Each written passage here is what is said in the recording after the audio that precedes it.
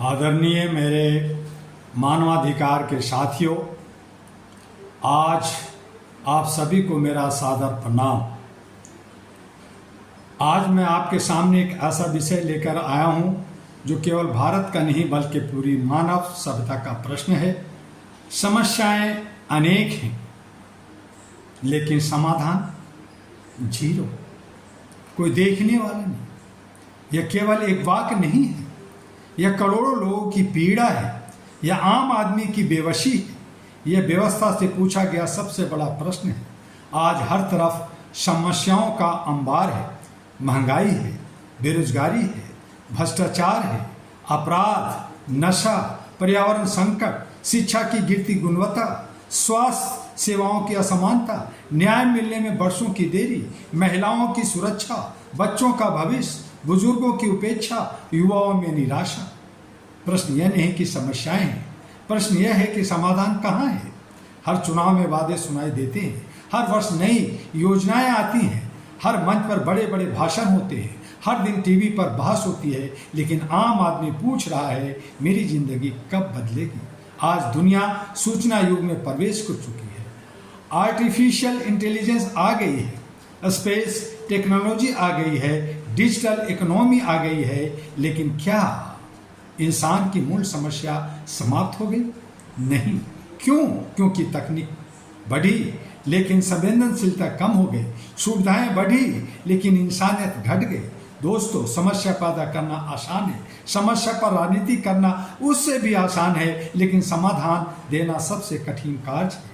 आज ऐसा लगता है कि कई जगह समस्या ही व्यवस्था का हिस्सा बन गया है। समस्या रहेगी तो राजनीतिक चलेगी, समस्या रहेगी तो बहस चलेगी, समस्या रहेगी तो प्रचार चलेगा, लेकिन यदि समस्या समाप्त हो गई तो श्रेय कौन लेगा? यही सबसे बड़ा प्रश्न है। मैं किसी व्यक्ति, किसी दल या किसी सरकार की नहीं बल्कि एक सोच की बात कर रहा हूं। हमें व्यक्तियों से ऊपर उठकर व्यवस्था को देखना होगा। हमें यह पूछना होगा, क्या हमारी नीतियां परिणाम दे रही है? क्या हमारी योजनाएं वास्तव में अंतिम व्यक्ति तक पहुंच रही है? क्या न्याय केवल किताबों में है या जमीन पर भी दिखाई देता है?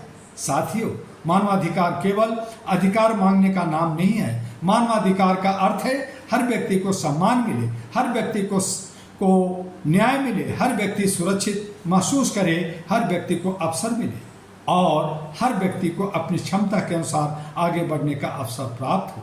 इसी सोच के साथ अहरा all India human rights association मानव गरिमा, न्याय, जागरूकता और उत्तरदायित्व को बढ़ावा देने की दिशा में कार्य करने का संकल्प व्यक्त करती है। लेकिन केवल संस्थाएं ही समाज नहीं बदलती, समाज तब बदलता है जब नागरिक बदलते हैं। आज हमें शिकायतों की राजनीति नहीं, समाधानों की संस्कृति विकसित करनी होगी। हमें केवल यह नहीं पूछना होगा गलती किसकी, हमें यह भी पूछना होगा जिम्मेदारी मेरी क्या है।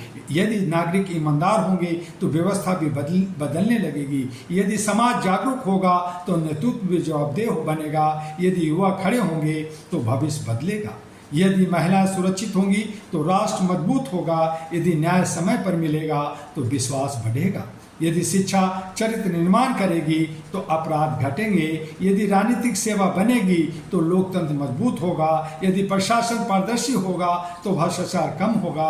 यदि मीडिया सच और समाधान दोनों को महत्व देगा तो समाज अधिक जागरूक होगा। मेरे नौजवान साथियों, देश केवल सरकार नहीं बनाती, देश उसके नागरिक बनाते हैं। यह राष्ट्र केवल संविधान से नहीं चलता, राष्ट्र चरित्र से चलता है, ईमानदारी से चलता है, कर्तव्य से चलता है, मानवता से चलता है। आज हमें नफरत नहीं, विश्वास चाहिए, विभाजन नहीं, संवाद चाहिए, टकराव नहीं, सहयोग चाहिए, समस्या नहीं, समाधान चाहिए।